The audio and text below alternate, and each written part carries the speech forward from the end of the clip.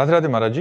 महाराज जी, जब रसिक संतों के बारे में पढ़ा और सुना तो पता चला कि उन्हें कैसे कैसे भयानक दुख का सामना करना पड़ा। महाराज जी, ये सब जानने के बाद ऐसा लगता है कि अगर इनकी तरह भगवान हमारी भी परीक्षा लेंगे तो हम तो फेल ही हो जाएंगे, हमें कभी शामा शाम की प्राप्ति नहीं हो पाएगी। ऐसा नहीं, क्योंकि उनके चरणों की धूल के बराबर भी नहीं हो। बालक को 1 कुंतल वजन उठाने के लिए नहीं कहा जाता।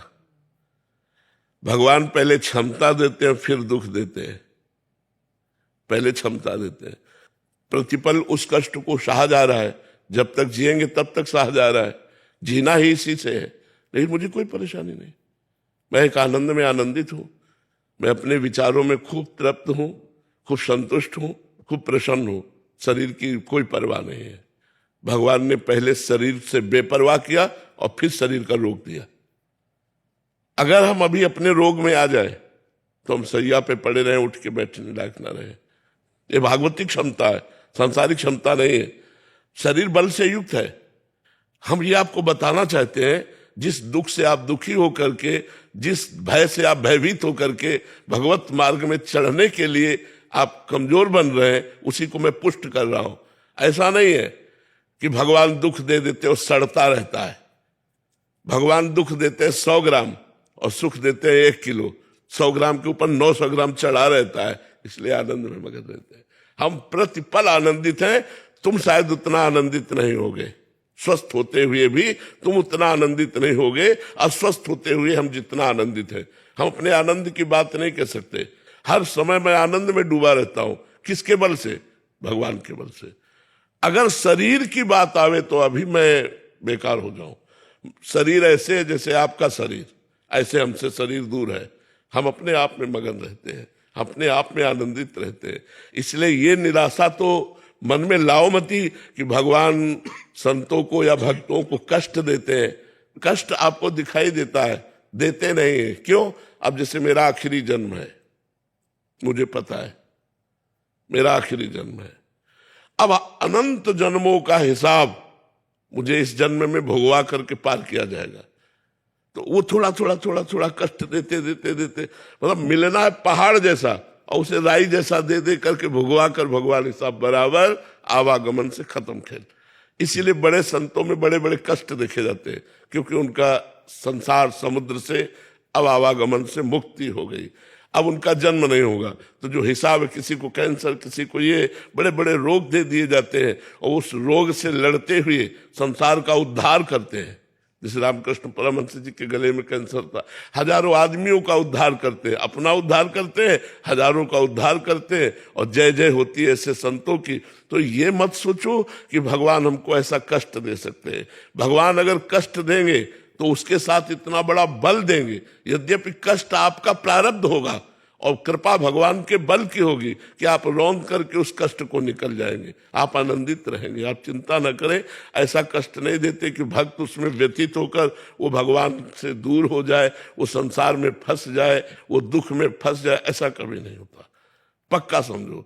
हर आनंद हर आनंद हर आनंद, आपसे बात कर रहा हूं, भगवान की शरण में हर आनंद है। आप कैसे उसका हम कहां तक वर्णन करें? जो प्रतिपल दुलार कर रहे हैं, भगवान जिसको प्यार कर रहे हैं उसको कितना आनंद मिलता होगा।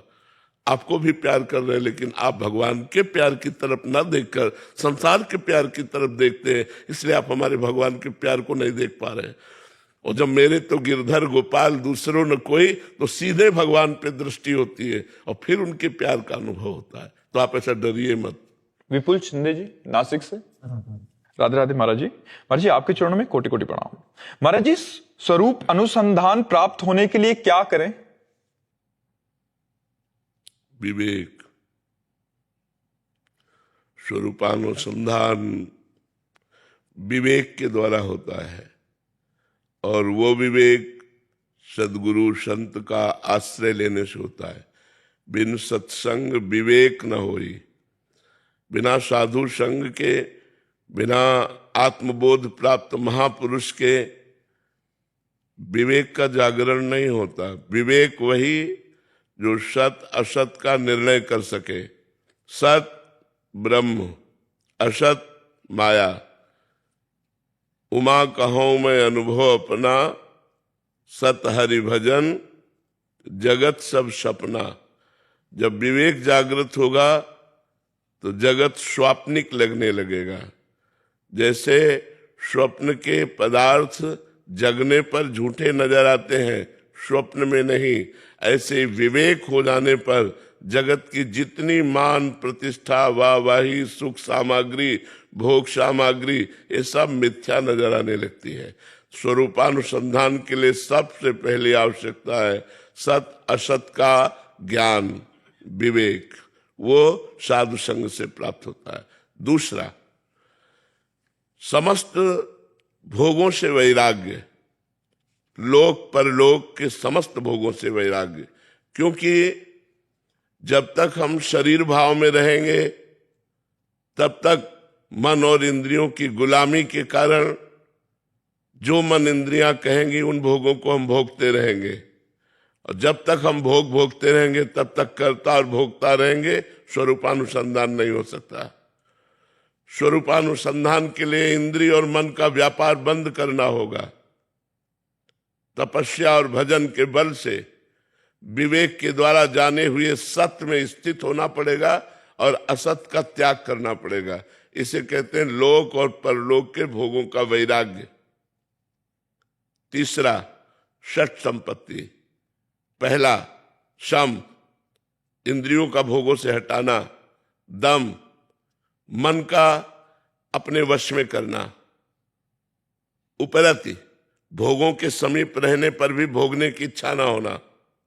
तितिक्षा, सर्दी गर्मी बरसात, लाभ हानि सुख दुख मान अपमान सबको सहने की सामर्थ्य होना। श्रद्धा, गुरु और संतों के वाक्यों को यथावत विश्वास पूर्वक स्वीकार कर लेना। मुमुक्षुता, मैं मुक्त होना चाहता हूं। ये जब तक बातें नहीं होंगी तब तक स्वरूपानुसंधान नहीं होगा। किसका प्रश्न है? तो स्वरूपानुसंधान के लिए ये 4 बातें और 6 संपत्ति ये होना अत्यंत आवश्यक है। तब वो अपने स्थूल सूक्ष्म और कारण तीनों देहों का राग त्याग करके अपने स्वरूप में स्थित होता है, जो स्वरूप चिदानंदमय है। जहां स्वरूप में स्थित हुआ परमानंद का द्वार खुल गया, वो आनंद में उमग करके मुक्त अवस्था को प्राप्त हो जाता है, जिसे जीवन मुक्त कहते हैं, जिसे जीवन मुक्ति कहते हैं। आयुषी जी, राधे राधे महाराज जी। महाराज जी, आप कहते हैं कि परमात्मा से जुड़ने से जीवन की बाधा का हल मिल जाता है, लेकिन अक्सर मेरे मन में यह सवाल उठता है कि क्या परमात्मा से जुड़ने से पहले खुद से जुड़ने की जरूरी नहीं है? जब तक हम खुद से नहीं जुड़ेंगे या अपने आप को नहीं जान पाएंगे, हम सबसे ऊपर एक शक्ति को कैसे महसूस कर सकते हैं? मम दर्शन फल परम अनुपा, जीव पाव निज सहज स्वरूपा। भगवान का दर्शन होते ही स्वरूप का अनुभव हो जाता है। स्वरूपानुसंधान करना है तो इस प्रश्न का उत्तर हुआ, ऐसे करो।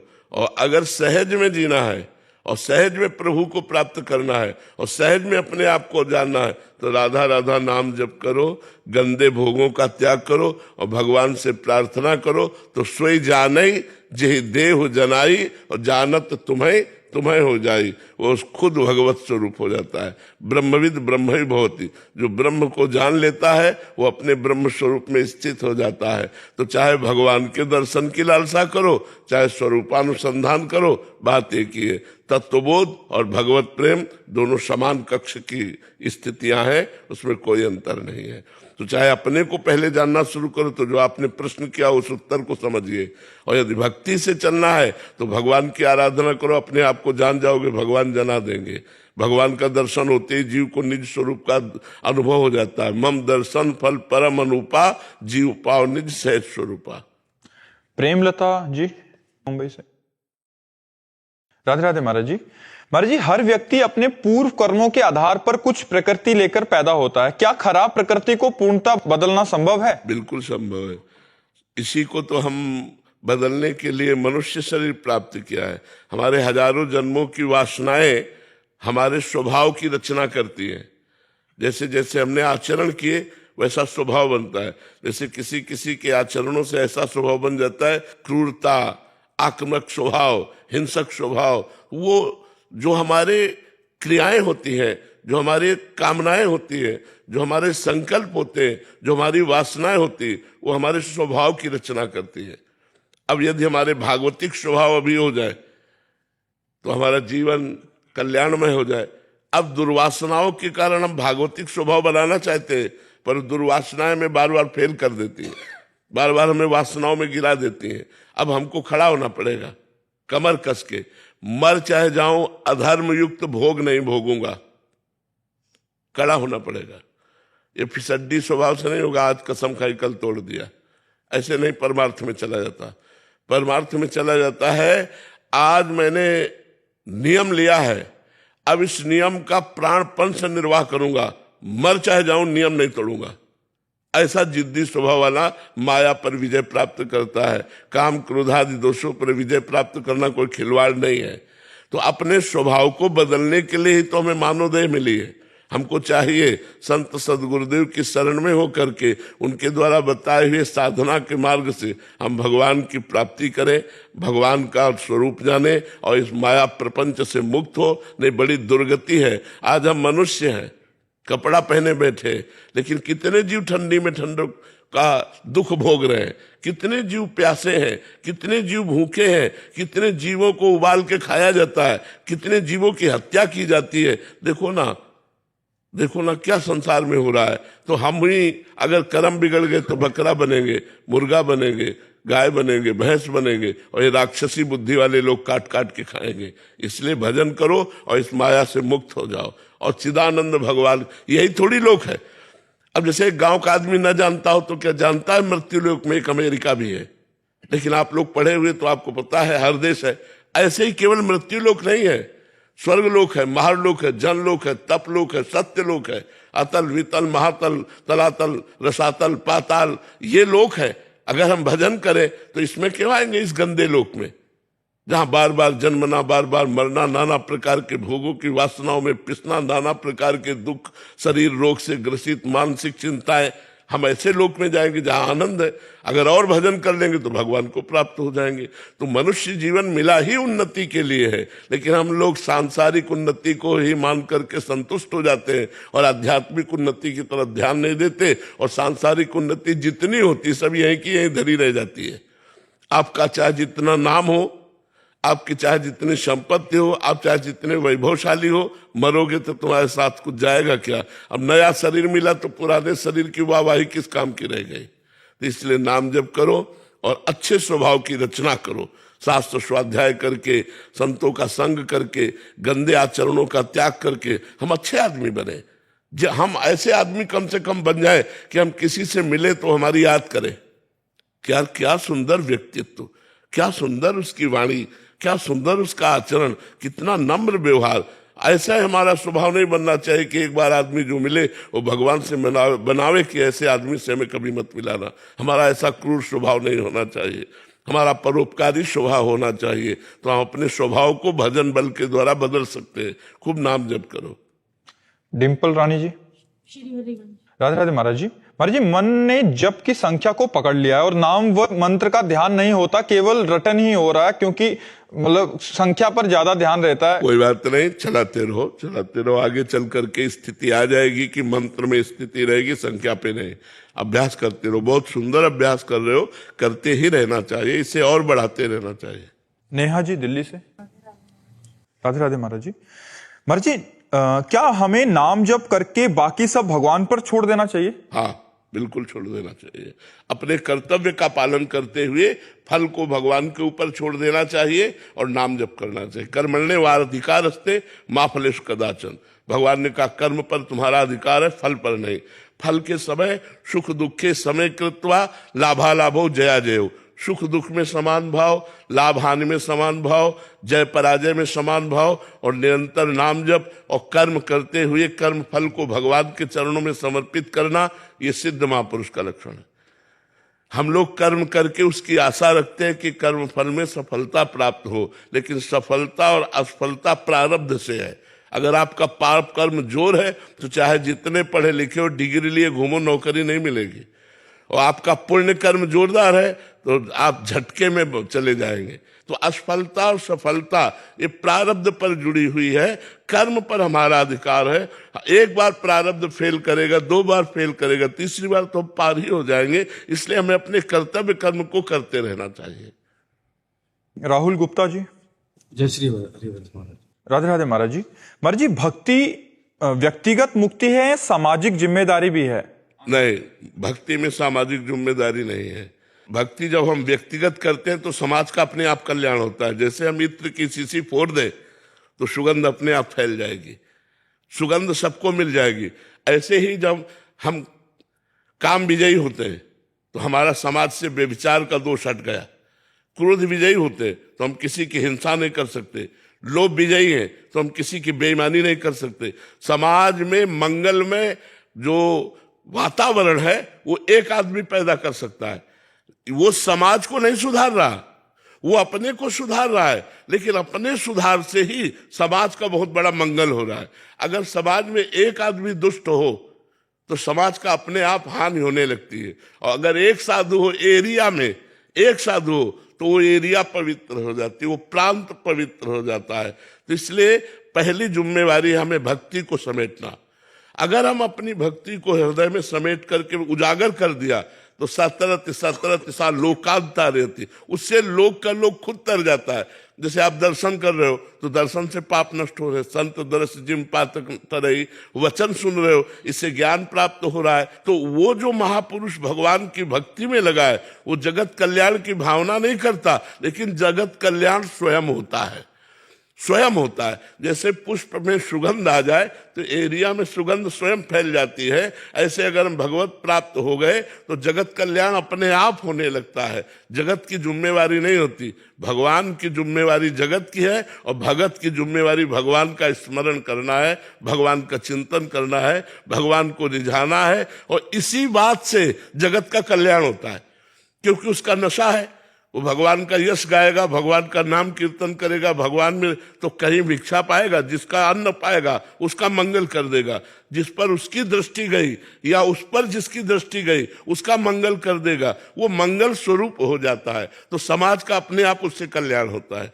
और जो समाज का कल्याण करने चलते हो अपना कल्याण नहीं करते, उनसे समाज की हानि होती है, मंगल नहीं होता। क्योंकि वो काम विजयी नहीं होते, क्रोध विजयी नहीं होते। जहाँ समाज का संसर्ग हुआ था वो भ्रष्ट हो गए तो उनको भी ले गए और आप भी गए। आप गए और घालई जो कहो सत मार्ग प्रतिपालई। इसलिए बहुत सावधान रहना चाहिए। पहले अपना कल्याण करो, पहले खुद भगवत प्राप्त हो, पहले खुद काम क्रोध विजयी हो, तब जगत का कल्याण अपने आप होने लगेगा। अपना कल्याण करो पहले, जग का कल्याण स्वयं होगा, स्वयं होगा, उसमें कोई करने की जरूरत नहीं पड़ती।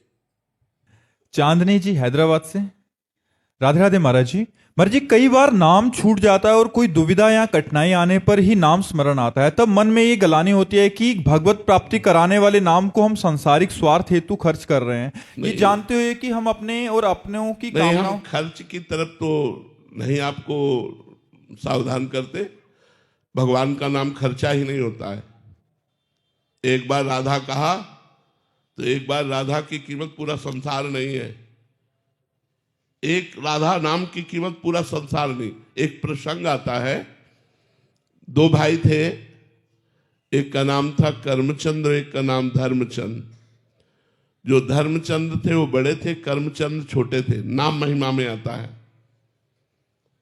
धर्मचंद बचपन से भगवान का नाम जप करते थे, अच्छे आचरण करते थे और उन्हें संत जन प्राण प्यारे लगते थे। अगर कहीं भी संत दिखाई दे तो उनके चरण छू के मना के अपने घर लाना, उनका चरणामृत उतारना, आरती करना, उनको भोजन पवाना। और जो कर्मचंद छोटा भाई था उसका स्वभाव संतों को देखते ही गालियां देने लगना। संतों से बड़ी जलन थी और वो शराब पीता, गंदे आचरण करता, बिल्कुल विपरीत। बड़े भाई को बड़ा दुख होता कि एक ही मां के गर्भ से उत्पन्न हुए और ये हमारा छोटा भाई इतने दुष्ट स्वभाव का, इतना पापाचरण करता है, क्या इसका कभी कल्याण होगा? मन में सोचती। तो एक दिन अयोध्या से मंडली गुजर रही थी, तो धर्मचंद का स्वभाव था साष्टांग दंडवत की। पूरी मंडली को निमंत्रण किया घर में। घर में सब संत भोजन पा ही रहे थे कि ऊपर का कमरा उसका था। वो निकला वहीं से, संतों को गालियां देते हुए, अशुद्ध शब्द कहते हुए। संतों ने धर्मचंद की तरफ देखा, उन्होंने हाथ जोड़ा, महाराज ये मेरा छोटा भाई है, ये शराब पीता है, मांस खाता है, व्यभिचार करता है, बहुत पापी है, महाराज आप नाराज मत हुई, इसको चले जाने। वो ऊपर निकल गए। जब सब संत प्रसाद पा चुके तो उन्होंने कहा, क्या मेरे भाई का कल्याण हो सकता है? जो इस तरह का गंदा आचरण करता है, क्या कल्याण हो सकता है? आप सब संतों से विनय है, अगर कोई रास्ता हो तो हमें बताओ। तो जो महंत जी थे उन्होंने कहा, कल्याण हो सकता है, मैं कल्याण करूंगा इसका। सब संतों से कहा, तुम शंखनाद करते हुए घर के बाहर जाओ। तो शंखनाद करते हुए घर के बाहर जाने का इशारा हुआ कि उसने अपने ऊपर वाले कमरे से समझा कि सब संत चले गए। अब वो महंत जी जाके दरवाजा खटखटाए तो उसने समझा भाई है, तुरंत दरवाजा खोल। जे ही खोला तो तगड़े तंदुरुस्त थे, उठाया और पटक दिया उसको, और उसकी छाती में चढ़ के बोले, राम बोल राम। अब वो शराबी आदमी घबरा गया कि अभी इतना तगड़ा महात्मा अगर बैठा रहा तो श्वास रुक जाएगी। तो उसने कहा, राम राम। बस हट गए संत।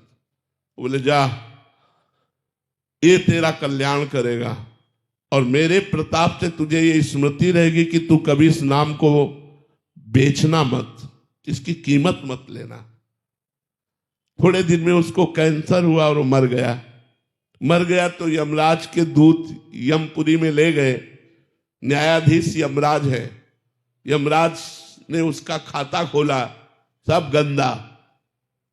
एक संत के द्वारा 2 बार राम राम नाम कहाया गया, ये खाते में पॉइंट मिला। अब वो यमराज की खोपड़ी चकरा गई कि 2 बार राम राम का फल इसे क्या दे। उसी जीवात्मा को बुलाया और कहा, बोलो तुमने 2 बार जीवन में राम राम बोला, इसका फल क्या चाहते हो? तो उनका, आप पहले फल तो बताओ इसका क्या होता है। मेरी मति तो काम नहीं कर सकती कि राम नाम का फल क्या होगा, ये शायद देवराज इंद्र बता सकते हैं। तो उसने कहा, हमें साथ ले चलो, इस तुम्हारे भयावने यमपुरी में मैं नहीं रुकूंगा। उसे देवराज की पूरी स्वर्ग में ले गए। देवराज इंद्र से कहा, इस जीवात्मा ने 2 बार राम राम का नाम लिया, उसका फल क्या हो सकता है? देवराज इंद्र ने कहा, मेरी सामर्थ्य नहीं कि मैं बता सकूं, ये भगवान ब्रह्मा जी बता सकते हैं। तो धर्मराज, जीवात्मा और देवराज इंद्र ब्रह्मलोक पहुंचे। ब्रह्मा जी से पूछा कि इस जीवात्मा ने जीवन भर पाप किया, केवल संत के कहलाने से 2 बार राम राम बोला, इसका क्या फल होगा?